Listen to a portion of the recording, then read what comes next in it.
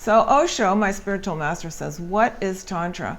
It's a beautiful quote. Tantra is the science of transforming ordinary lovers into soulmates. And that is the grandeur of Tantra. It can transform the whole earth. It can transform each couple into soulmates. So what is the sort of underlying message here is, it's not magic, it's something you can do. So one of the things that I think also is the reason that people have trouble in the dating world is because we're taught to believe that it happens by magic.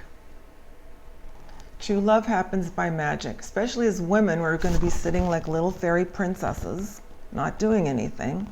And the guy's just going to come up, be so shocked by our radiant beauty that he's going to kiss us and we'll live happily ever after. And I think it's the same for guys. You're going to be so struck by some woman's radiant beauty that you're going to go and free her. And even though this sounds ludicrous to our adult minds, I think we still have that deep down from when we were 2 or something and watching Walt Disney movies. So one thing I love about this Osho quote is that we study Tantra, we study the science of transforming, we learn how to create soulmates, ourselves as a soulmate, and our relationship as soulmates. And so there is a sex positive to Tantra, and in the West it's particularly become the arts of lovemaking.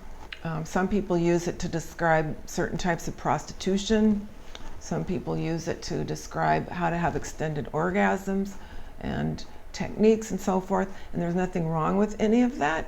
It's not exactly the spiritually based sexuality and sensuality and spirituality that Osho taught.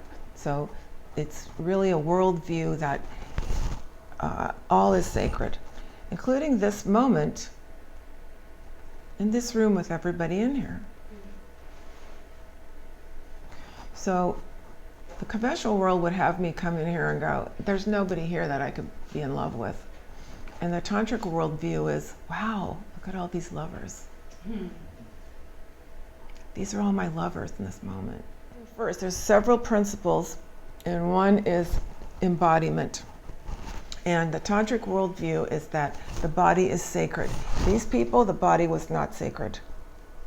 Okay, the body was to be condemned. You probably read in your history books about the spiritual people would flagellate their bodies, and something's wrong with lust, and something's wrong with desire, and something's wrong with delicious food, and something's wrong with the body and the senses. And Tantra goes, all that stuff is a way to the divine. But because we grew up in this sort of Judeo-Christian, and the Mohammedan thing is like that too, which is we don't want to feel our bodies. So the vast majority of people in the conventional world are walking around cut off from their bodily sensations. They don't know that, they're just walking around as heads, looking, thinking, analyzing, judging.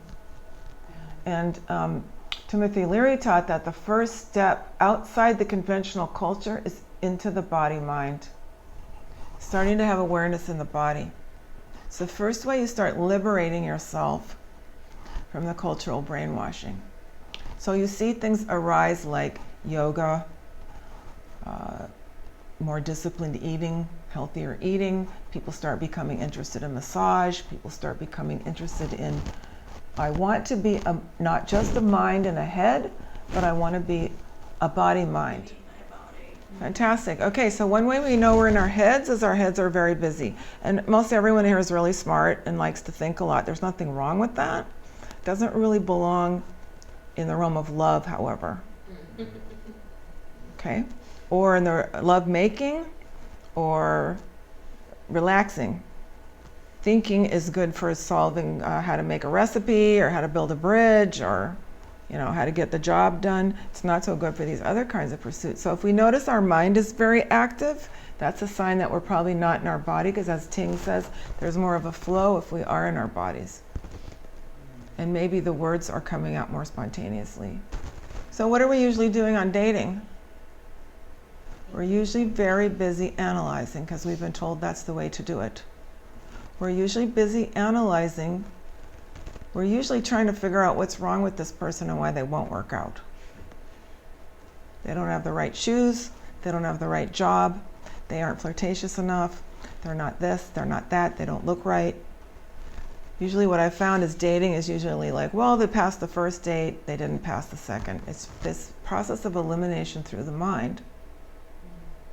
How else would I do it? Well, we're just talking about beginning by, could I relax into the flow a little bit?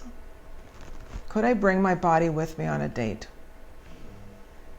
It's very revolutionary, actually, and it feels at the beginning like, wow, this is a lot of work.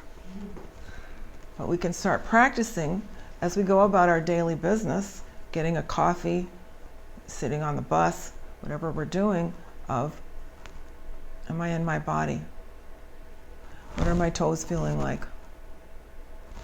Am I even breathing? Oh my gosh, I wasn't even breathing. I was just so shallow. No wonder I'm anxious. So a first step towards tantric dating would be what I call the tantric embodiment induction. I have this little, you can download this off my website, this induction, if it's helpful to you. And to get back into what is it like to be inside, look around, how could I live from that space more? Because the mainstream culture has asked me to be separate from my body. Because people who are separate from their body are more unhappy. The dog is very happy, it's in its body, this is the best day of my life. The capitalist culture doesn't really want you to have the best day of your life, because if you have the best day of your life, you're probably not going to buy anything. Probably not going to buy anything. So they don't really want people satisfied and content. So you notice they're always whipping up with advertising. You're like, when I got back from being in bliss in India for a year, I flew into LAX, I was looking out the window, I go, I need a bigger car. It's like, where did that thought come from? I don't need a bigger car, but it was there just immediately, that mindset, But through practice, we can become more open, okay? It's a discipline like learning tennis or chess or how to speak French. So a tantric practice is about practicing more, remembering to be embodied, remembering that this moment is sacred, remembering that this man, woman is my beloved for this moment. Remembering these things and cultivating this within myself. So this is available for you. It's like Ting says, you get outside, it might be hard to remember how to bring it back in. But if you really right now own this feeling, maybe this is more how you want to be. How you want to experience others. Everyone's interesting, receiving everyone, and so on.